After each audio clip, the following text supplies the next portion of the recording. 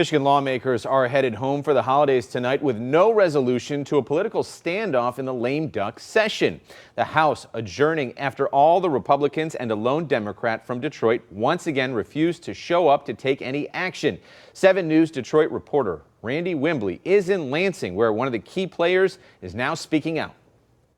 State Rep Karen Whitsett wanted to focus on legislation that would pay down Detroit Public Schools debt in bills that focused on criminal justice reform. Instead, she claims Democrats wanted her to support legislation that she says has not been vetted. Everything that was on the agenda today in the House is dead. Democrat State Rep Lori Pahutsky summing up the party's agenda as the lame duck session waddles to a close. They were holding out hope fellow Democrat Representative Karen Whitsett would help them move legislation forward when she arrived in Lansing Thursday. She's been MIA for a few sessions. She said she would not attend one unless bills she prioritized were taken up.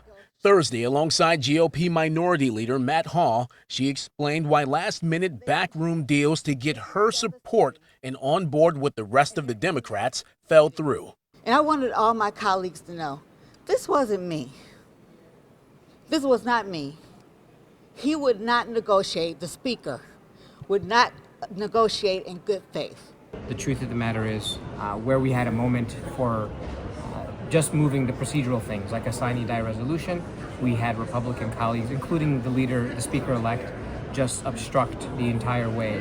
Whitsett has been a lightning rod in Lansing during the lame duck session. Her absence created a logjam for Democrats. They have the majority in the House, but without Whitsett, they were unable to pass bills without Republican support.